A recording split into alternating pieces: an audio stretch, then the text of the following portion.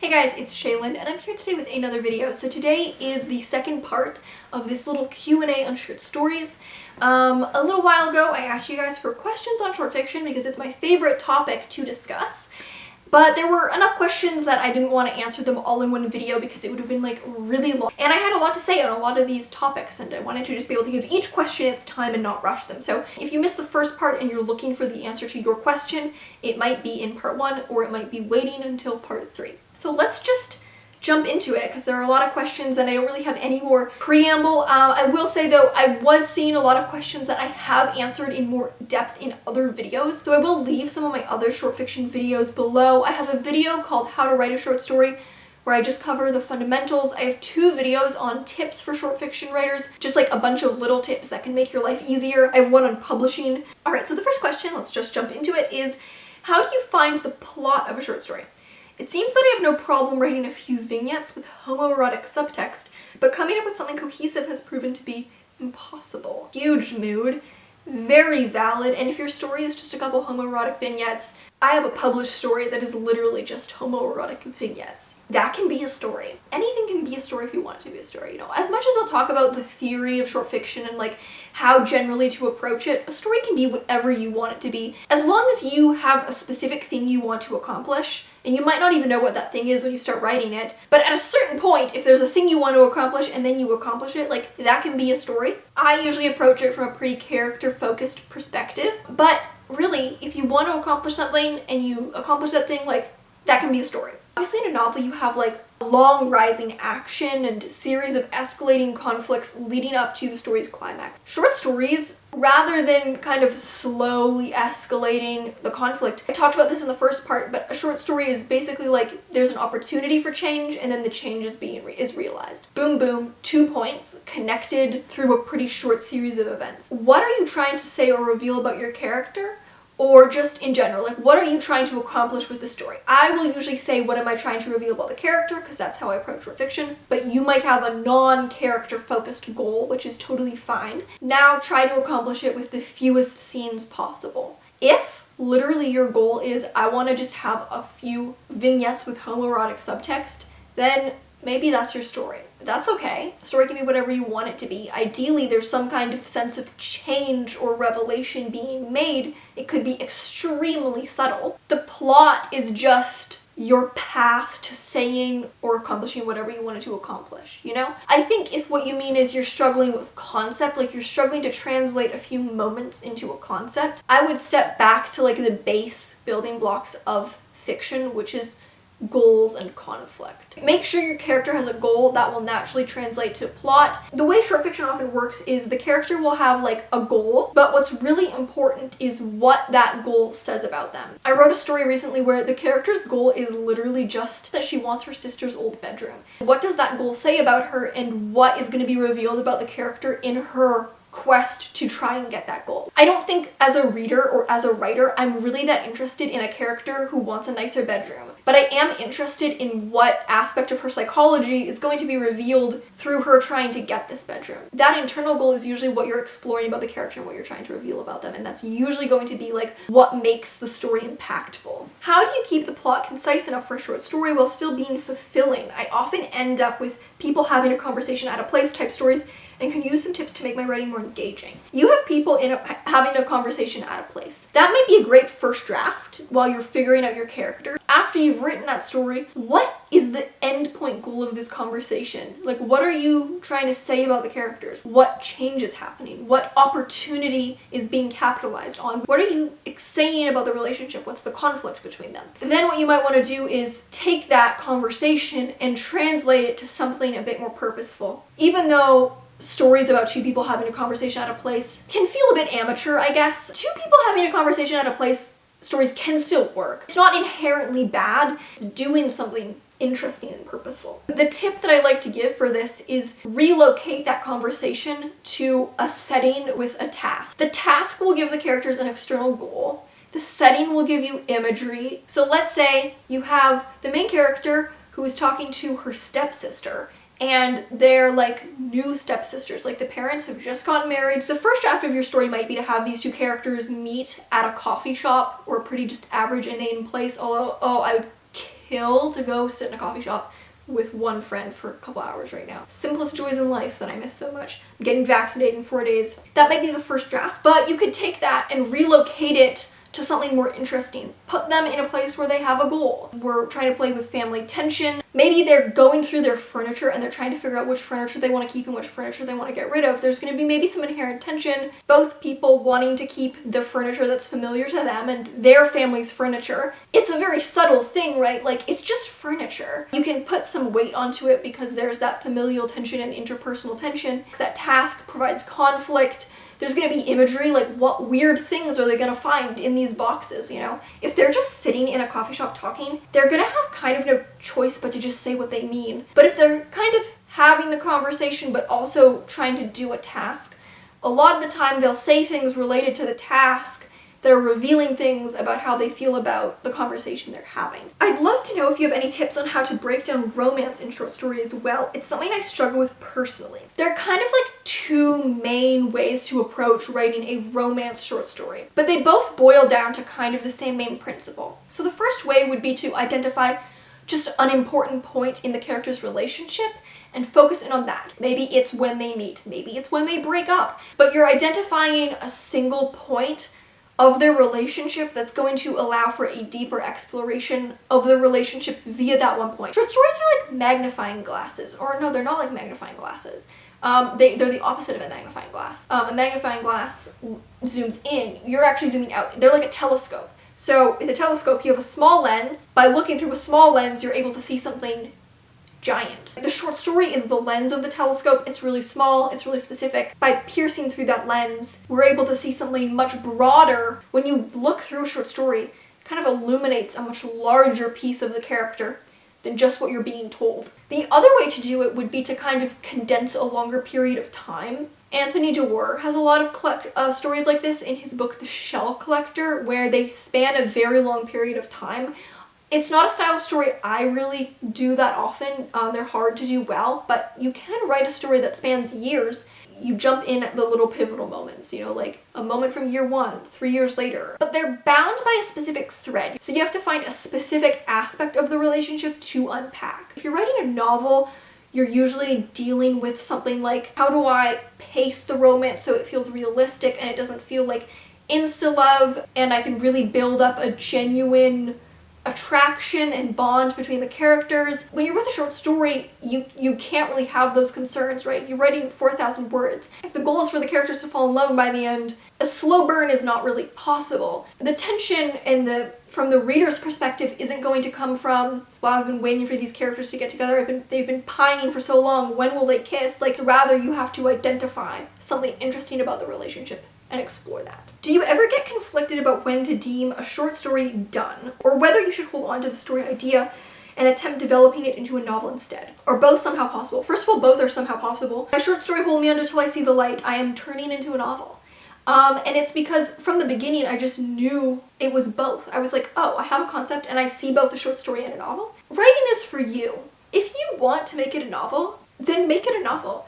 If you feel done with it, then you can move on, you know? Most of the time, I don't feel the need to turn my stories into novels because I feel like I've said what I wanted to say. One thing that helps with that is learning to not view a short story as a lesser form. And so part of me used to feel like if I really care about a character, they deserve a novel. Short stories are as valuable artistically and just in every way as novels. They're different, they're shorter, but shorter doesn't mean less valuable. If you say what you want to say about a character in 4,000 words, that can be as impactful for you as a writer, and it's just as respectful to the character. I usually turn short stories into novels when they naturally go that way. The first time I ever thought about turning a story into a novel was my short story Symbiosis. However, I'm on the fence over whether I'm going to do that, because with time, I've started to feel like I don't really know what the novel is accomplishing, that the short story doesn't. To be honest, I don't even know what the story accomplishes. I'm really not sure if it needs a novel, and I think I wanted to make it a novel because I loved the world and the characters so much. Does it need to be a novel? I'm not sure. It can be both. You can even publish both. Karen Russell's debut novel, Swamplandia, is based on a short story from her collection, St. Lucy's Home for Girls Raised by Wolves. When it comes to short stories, I always tend to just continue popping them out and hope I hit on something decent. How do you tell when you've hit something worth exploring or something that needs to be dumped by the wayside? I don't think there are stories that are inherently worth working on and inherently should be tossed. It's just like, do I care about this enough that it's worth my time? The stories that I've tossed aren't because there's anything fundamentally wrong with them. I mean, obviously, like, maybe they need editing and there are problems. The reason I chose to put them aside was because they just didn't really excite me enough to work on. If you still care about something and you feel excited to work on it and you care enough to go through the work of revising it, then I think it's worth it. Anything can become good if you choose to invest the time to revise it. I think if you're just writing a bunch of first drafts hoping you'll eventually hit gold, what you're probably doing is maybe tossing the stories before you've had the chance to turn them into gold. Like, any story can become great if you're willing to see it through to that point. If you care about a story and you want to keep working on it, then it's worth your time. If it just doesn't excite you to work on, then you can put that aside. I can't get the motivation to finish a piece. Would love some advice from you. So I think with short stories, the great thing about them is that you don't really need as much motivation to finish them because they're so short. You literally only need to work up the motivation for like 3 days of writing to finish it, right? Like, obviously a novel takes potentially years of commitment. With a short story, you really only need to muster the motivation for like a few days of writing. Make an event about it.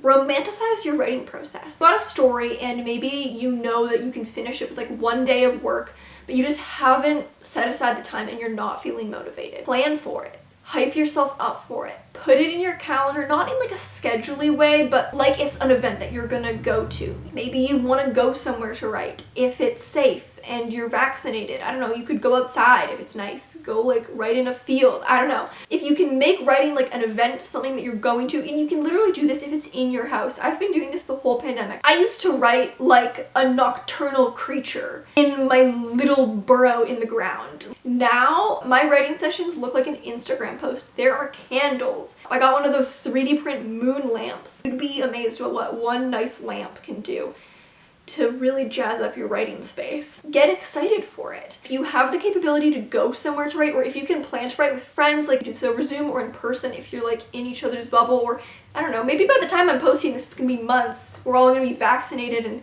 living our best lives, I don't know. That can be a great way to help you get the motivation because you're going, like, this is why I used to always write in coffee shops and not at my house. I'm gonna go through the effort to walk to a coffee shop. Like, I'm gonna stay there for a couple hours. I'm not just gonna give up after 20 minutes if the writing isn't going well. So that's why I think it helps to just like make an event out of your writing, romanticize your writing process. That's the beautiful thing about a short story. You might be able to get the whole thing done in just 1 day and then you'll be so happy. How do you smoothly integrate a reflective episode into your narrative without it seeming like it was forced? I mean, I don't think reflective episodes inherently have to feel like they're forced, and it really depends, like infinite ways that you could do this depending on the context of the piece. If it's a natural point in the story for that reflection to be taking place, like it's a natural point for the character to be having this reflection, this is what they're thinking at the time. You know, you can put it there. You just have to tap into what like the flow and the rhythm of the scene and the story is. Pace the reflection accordingly. Where's that reflection happening for the character? And where does that reflection fit in the plot of the story? Like, everything that happens in a story is still causally related, you know? In a novel, we might think of the plot as like a series of scenes that are causally related, but within a short story, we can look at that at a more micro scale where every paragraph is part of that causal chain. Where in the causal chain of events, like series of things that are happening that are all causing each other, does that reflection fit in? How does that reflection maybe change how the character is feeling about the events and maybe even have a causal relationship on the next paragraph, you know? Does short fiction have a specific genre, or can short fiction be any genre you want? I always get confused with that sometimes. Short fiction isn't a genre, it's a form. So like novels aren't a genre, they're a form.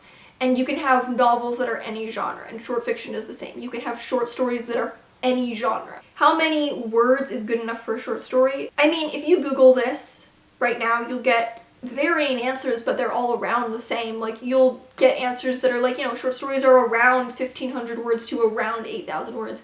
Some go a little bit longer, you know? In my opinion, short stories can go up to like probably even 12K. The line between a short story and a novella is more about how you structure it than necessarily the word count. I don't think there's a steep cutoff. Alice Munro has some stories that are like 20,000 words, and they're short stories and not novellas because they're structured like a short story.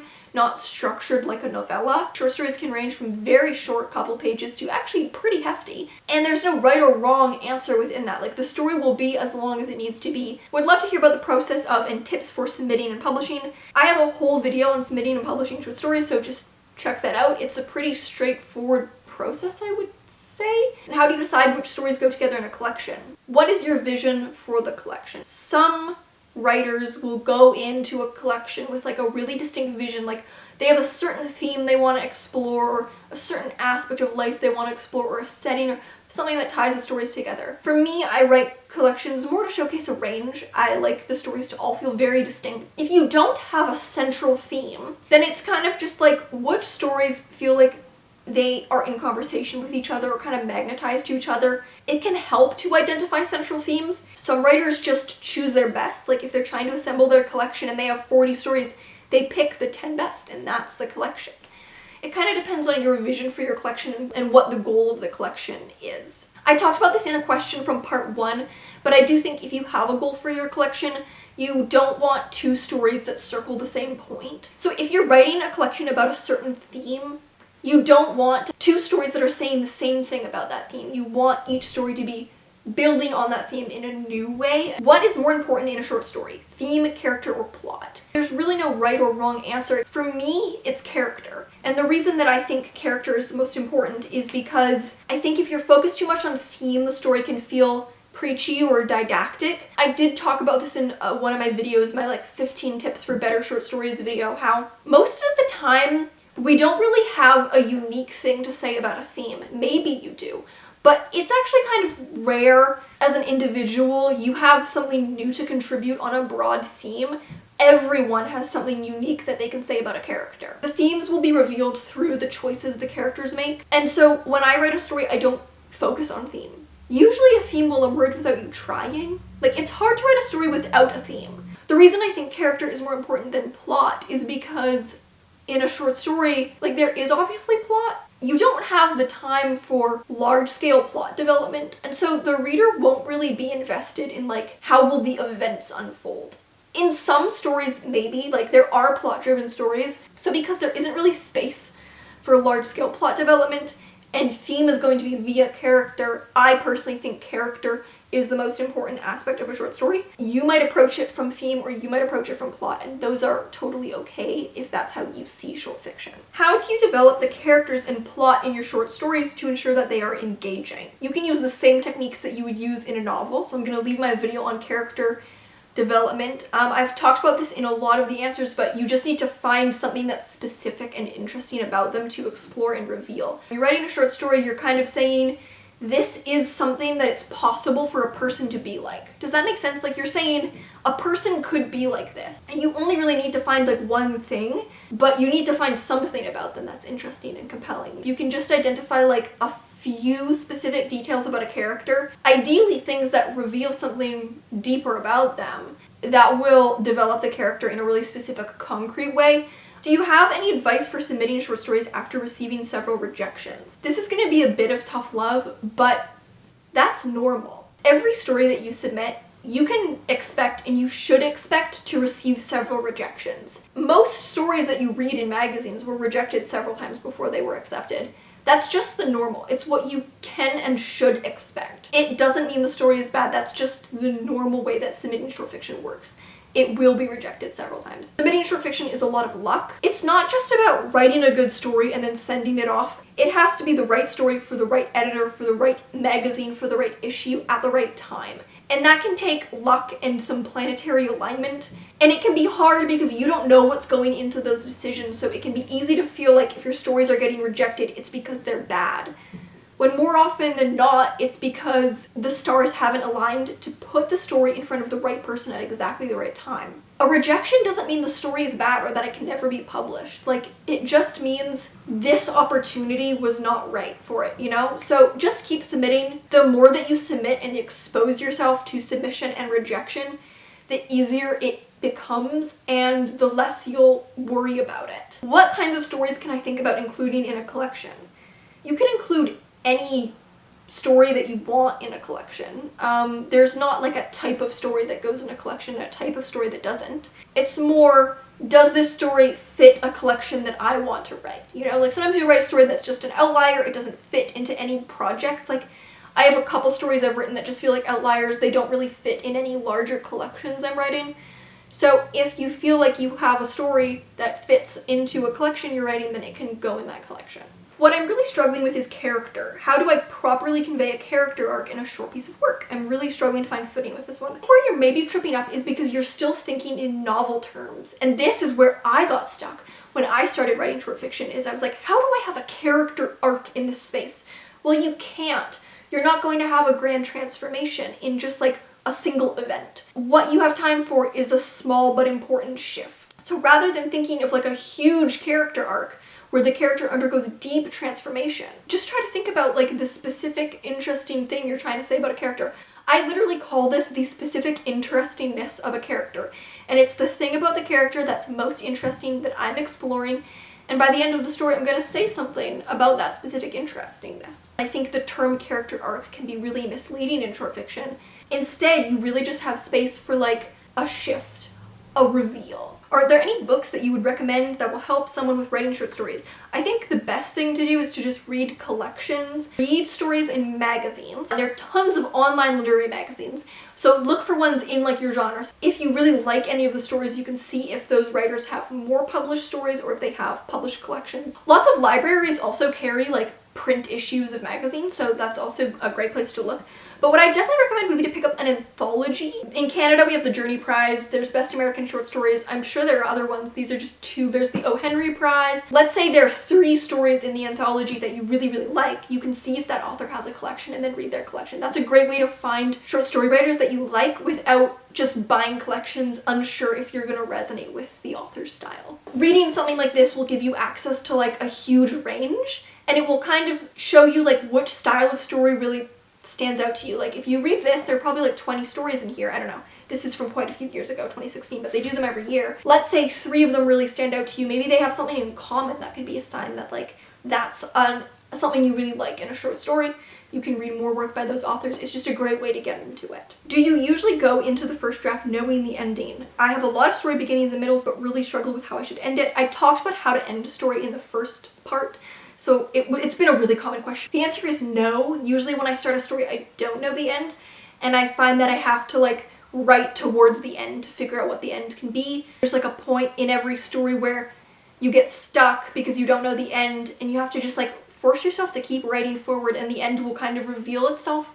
I read a craft essay once, I don't remember who it was by or what it was called because it was years ago, and the author talked about writing the beginning of a story is like climbing a hill, and eventually you cross over the peak of the hill and you see the end at the foot of the hills below, and you'll realize that the story never could have ended in any other way, and that is exactly the experience that I have. The thing about that is you can't see what's at the foot of the hills until you climb over the hill, so sometimes you really do have to write towards the end to figure out what it's going to be. Will you be writing any short story collections in the future? Yes, I'm writing a short story collection right now. I'm pretty much always writing a short story collection. I mean, I'm always writing short stories. When I get an idea for a story, I write it. So I'm never only writing a collection, but I'm always writing a collection. So this is going to be the last question because the camera's running out of battery. How do you write short stories so much? I've only written one and it took blood, sweat, and tears. I think it's literally just practice. The first story that I ever wrote was so hard to write, and it took about 3 stories before it started to get easier. And it's only gotten easier with time. It used to take me about a month to write a story, and it felt so hard. The first story I ever wrote, I remember thinking while I was writing it, writing a whole novel is easier than this. And the reason I wrote that story is because it was a school assignment, so I didn't have a choice. And I can pretty much guarantee that if I had been trying to write that on my own time, I wouldn't have finished it. If you push through those first early stories, they will be hard. After a few stories, something just clicks. You know, when you're used to novels, when you're used to reading novels, writing novels, that is how you see stories, and you have to teach your brain to see stories as short stories. There's gonna come a moment when you're like, wait, I get it. You'll write a story that suddenly was easy to write. Like after struggling through 3, 5, however many stories, suddenly you'll write one and it'll click and you'll go, wait, I get it. I get how to write a short story. I see how short stories work. But really the only way to get there is to read a lot of short stories and to keep writing them. I normally don't advocate for rigid schedules or deadlines, but I do think that when you're trying to familiarize yourself with a new form, they can help. because if you don't have deadlines at that point, nothing will be motivating you to finish. If you can maybe pick a deadline, pick a contest deadline that you want to submit to, find some way to enforce a deadline, because sometimes without a deadline, when you're new to a form, you just won't do it because it is so hard, but it will get easier. It'll click, it'll make sense. The only way to do that is to kind of repeat the motions, you know? The first year that I was writing short stories, every single one got easier, and every single story I wrote, I was like, oh wait, I get it, more and more and more and more. And now they really don't feel like they take that much effort to write.